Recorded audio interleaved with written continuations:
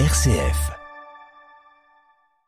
Ce lundi 25 août, le Premier ministre a annoncé qu'il demanderait un vote de confiance le 8 septembre prochain à l'Assemblée nationale autour du projet de budget 2026, soit à 2 jours de la grande mobilisation. Une décision qui place les débats budgétaires au cœur de l'actualité politique française.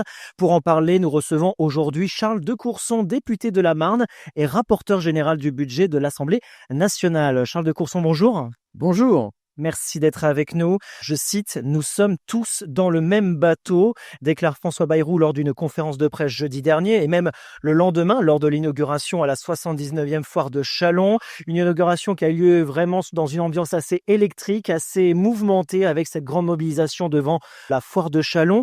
Charles de Courson, pourquoi ce vote de confiance sur le budget 2026 est-il un moment décisif pour le gouvernement ? Si vous voulez mon sentiment, je pense que le Premier ministre, déjà depuis 2 mois au moins, essaie d'organiser son départ de son poste de Premier ministre. Pourquoi ?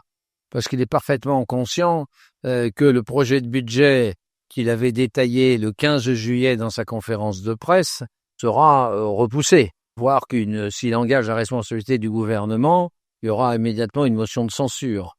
Et donc, je pense que son problème, c'est de dire, 1, j'ai dit la vérité aux Français sur l'état des finances publiques, 2, j'ai proposé une solution, 3, ils n'en ont pas voulu, et 4, je pars. Voilà. Est-ce que c'est légitime de faire ça ? C'est de la politique. Ça ne résout aucun des problèmes auxquels notre pays est confronté. Un déficit structurel considérable et dans lequel on s'enfonce ces dernières années.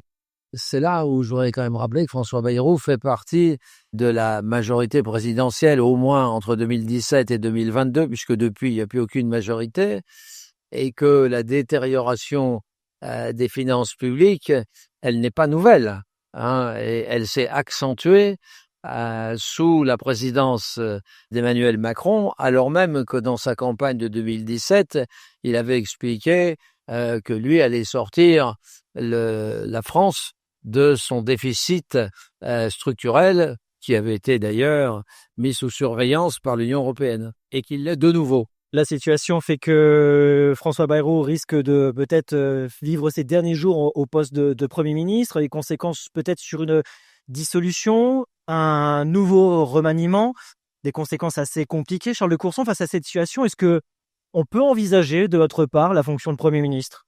J'ai vu dans la presse que certains faisaient courir ce bruit. Écoutez, c'est un bruit. Moi, je laisse aux auteurs de ces bruits la responsabilité de leurs propos. Le problème, il n'est pas là. Le problème, il est, est-ce qu'on peut avoir, dans la composition actuelle de l'Assemblée nationale, une majorité pour essayer de redresser les finances publiques par un cocktail équilibré entre des mesures de réduction de la dépense, qui est la priorité des priorités, et quelques mesures fiscales liées à la nécessité de la justice fiscale.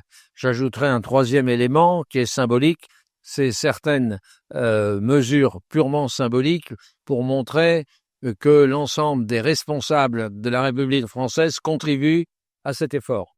Charles de Courson avec nous aujourd'hui sur RCF. Aujourd'hui, une journée de travail non rémunérée contribue déjà au financement de la solidarité nationale. Le Premier ministre propose d'en ajouter 2 supplémentaires. Comment concilier cette mesure avec la valeur du travail ? Ah non, mais c'est une véritable erreur. Moi, je ne voterai pas cela. Premièrement, dire on supprime 2 jours fériés. Fillon avait voulu supprimer 1 jour férié. Il a fini par mettre les pouces en disant que les partenaires sociaux se débrouillent pour augmenter de 7 heures par an la durée du travail, qui est de 1600 heures et qui est passée à 1607 heures.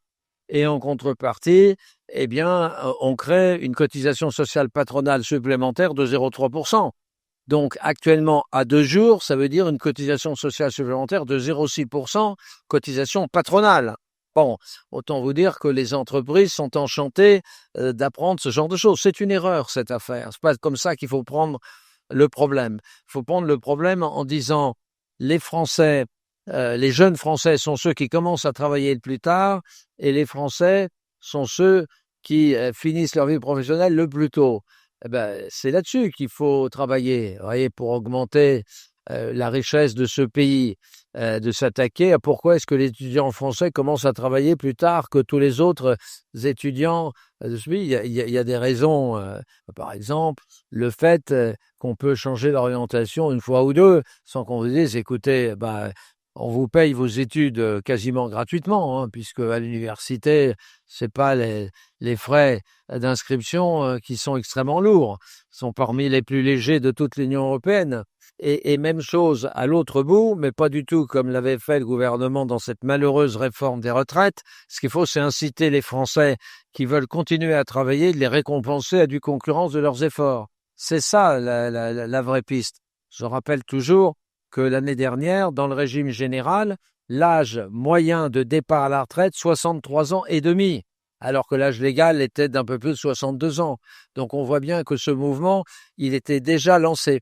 Charles de Courson, sur la question de la santé, comment éviter que certains discours ne donnent le sentiment que les personnes atteintes d'un cancer ou d'une maladie chronique soient tenues pour limite responsables de leur état? Ce qu'il faut, c'est s'accrocher à un principe simple.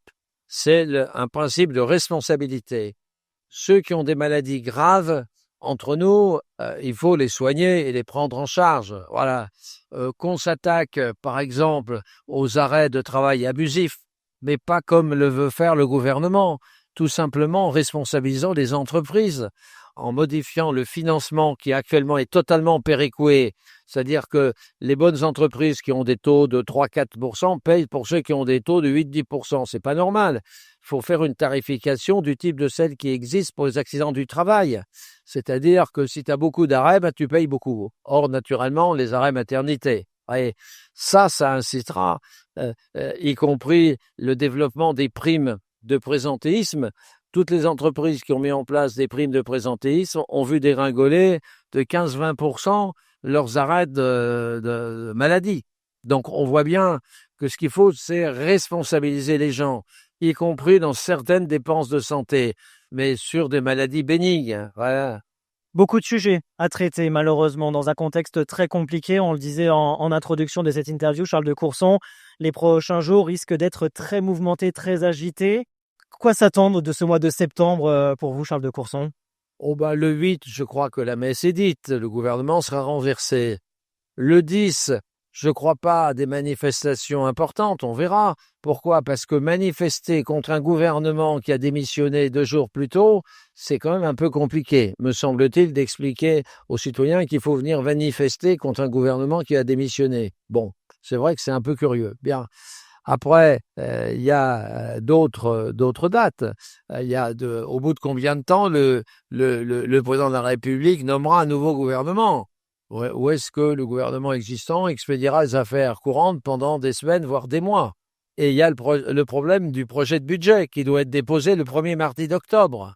Donc, vous voyez, un gouvernement qui est nommé, mettez le 15-20 septembre, il lui reste, disons, 15 jours pour faire un budget. Donc, il sera condamné à reprendre le budget qu'avait déjà largement préparé son prédécesseur. Et devant l'Assemblée nationale, il est sûr de se rabasser. On va suivre ça de très très près. Charles de Courson, merci beaucoup pour cet éclairage sur les enjeux du vote de confiance et du futur budget 2026 qui est censé être voté, vous le disiez, début octobre. Ça risque d'être compliqué. En tout cas, nous suivrons avec attention les débats du mois de septembre à l'Assemblée nationale. Merci Charles de Courson, député de la Marne, je rappelle, et rapporteur général du budget de l'Assemblée nationale.